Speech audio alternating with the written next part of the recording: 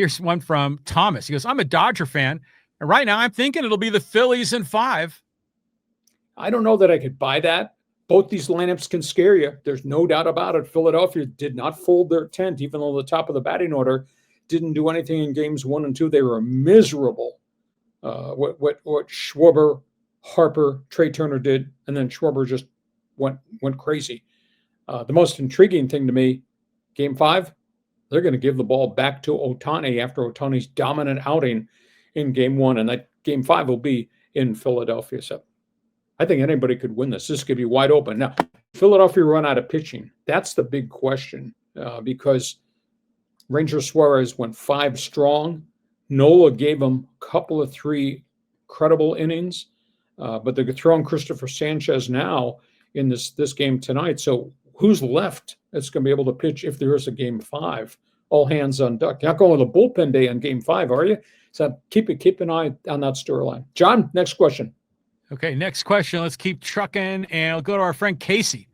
Hey, good afternoon, guys. Hacksaw, you think my LA Kings will get a deal done with Adrian Kempe anytime soon on an extension, and how you see the Kings doing this year?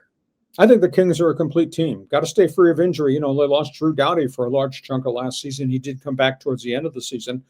But they've got to find a way to get around all things Connor McDavid and the Edmonton Oilers, who are a really, really good hockey team. But it has to happen. They've just got so much age, so much mileage on a lot of these players. And this is Kopitar's final season before he goes off into the sunset. So Kings are really good. Kings got a lot of firepower. Kevin Fiala has eventually, it took him a while, has really evolved into a very trustworthy goal scorer. But they got to stay free of injury. But if anybody's going to topple Edmonton, it's probably I think the Kings have probably got more firepower than anybody. I think Kings have more firepower than Winnipeg. Vancouver is no longer what Vancouver was. Dallas is scary, but Dallas has lost some players too there, and they got some injury situations. So Kings are right there. All right, John, next one. Next one, keep rolling. Let's go here to Scott. Machado's no leader, and neither is Tatis. This is like a common theme, by the way. Until someone steps up in that role, it will never happen. Well, at the end of the day, it's a long grind of a season. There's no doubt that in the season, the kind of numbers that Tatis puts up say star, and there's the kind of consistent numbers that Manny puts up say legendary superstar. Although what he did the last 2 months of this past season, he hit 206 in August and September. He's been paid a lot of money, and then he did absolutely nothing. What is he, 1 for 12 in postseason, most important time of the year? Some guys wake up and they're old men, but they haven't won. That's the thing. They haven't won in postseason, and that's the most important time of the year. Have they done magnificent things regular season? Yeah. Under AJ, yes. But they've never won an NLCS, never been to a World Series, and that's where you mark the greatness of your franchise and the greatness of your players on the franchise. I just have reservations. Have they shot their bullet? And John laughs at me all the time because I say the window to be good is starting to close. Yeah. And maybe it's closed. I mean, they got holes in his pitching staff everywhere, and they're going to have some limitations financially too. And then when Tatis and Machado aren't playing well and Cronenworth's not playing well, I mean, the big money guys went a combined 4 for 44 in this playoff series where they got sent on vacation. John, you got a response? Well, yeah, Tatis is definitely not a leader. I mean, he's like Will Myers, he's just a young kid and having fun. He got a lot of talent. Machado's a leader, but in a different way. He's not a cheerleader by any means, but he's like the tough guy leader, but like we've been saying, you need more than that, and honestly, you really want the leadership from Schilt. I mean, ultimately, that's where and I've kind of liked some of the things I've seen from him, but you would hope that, we talked about how the Dodgers usually sign character guys for the most part. So we talk about Brian Dutcher doing the same thing as San Diego State. I mean, so you got to add some of those dudes, and there are a lot of those dudes that are already on the roster. I mean, Musgrove is the classic example. So what can they do to, is it a leadership problem, or do they just need to play better? I mean, in the end, that's what it's all about.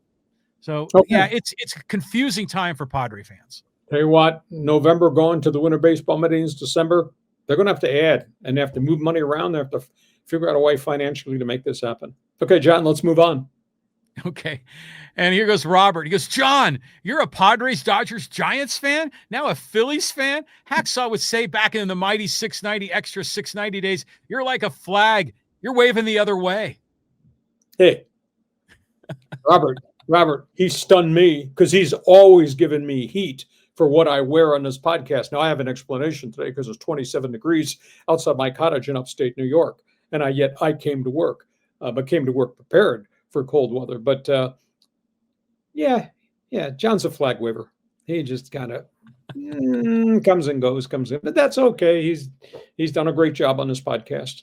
If you like it, great. He created it. If you don't like it, blame him because he's the reason I'm doing this podcast. Okay, let me set the record straight. First of all, Robert, I am not a Dodger fan. Okay, I mean, I remember my mom talking to me when I was a little boy. He says, we don't like the Dodgers and we don't like the Rams and Lakers, but we really don't like the Dodgers because I grew up as a Giants fan and then came down here to San Diego, went to college, became Padres. But I'm wearing this Phillies hat. Obviously, I'm poking Dodger fans with this Philly hat, and I think it's fun. But the other part of it is I love this uniform of the Phillies, this maroon, and this type of the P logo and those powder blue road unis are one of the best uniforms in Major League Baseball. And we saw them last night. We're going to see them again tonight. So I want the Phillies to win tonight because I want to see this thing go game 5 because there's 2 big teams with tons of big hitters. As a Padre fan, we're thinking, wow, these other teams can hit the ball. We haven't seen that in San Diego, So yeah, I'm still on board with my Padres and Giants, but I'm poking you guys with this Phillies hat. You guys, please send me a thank you note because I didn't wear my Dodger hoodie. I didn't want anybody to have a heart attack while watching this podcast. Okay, let's move on. Robert, thanks for joining us. John, go ahead. Okay, let's go to John. He goes, AJ was the bright spot in 2015 when it was a dark time for San Diego sports fans. The Chargers had their foot out the door. The Padres have been stuck in back-to-back-to-back losing seasons. But AJ brought players and headlines to San Diego. Has the talent worked out? I'm sure he'd like to have players like Trey Turner, James Woods, C.J. Abrams, Mackenzie Gore, and Robert Hassel wearing brown and gold. Well, his currency is the farm system, and that's the way he does his business. But at the end of the day, we have had 5 years of just unbelievable Padre baseball at Petco Park. And the record attendance speaks volumes of the methodology that he uses. However, that being said, when the wife has the credit card, the bill does come due. And the bill has come due now because he has no farm system again. And he's got all these older players with still big money contracts that he's going to be on the hook for.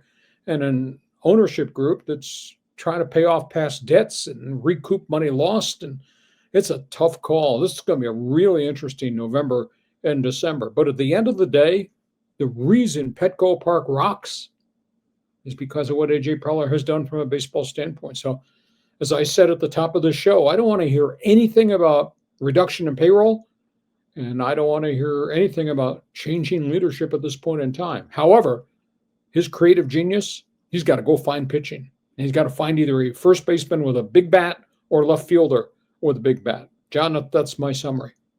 Well, did you see the letter from Padres owner John Seidler? Yes. That he published? And, we were exposed, our weaknesses were exposed in the playoffs. I mean, my understanding is that Schilt is a lock to come back and Preller pretty much a lock. So they're going to be making changes to the roster, but I don't think there's any risk that AJ Preller is going to be let go. I don't think so at this point in time. But they're going to have to move dollars around, and there are going to be some guys probably have to exit. But then AJ has always had guys exit, or he's let guys leave or traded them away. So it's going to be really fascinating. John, listen, we were up against it. We promised everybody we'd make room for Dodger Phillies playoff baseball, which is just around the corner. Just a reminder, this podcast, we're back on the air Monday at 1:30. I'll be back in town at the Castle to try to help him dress better.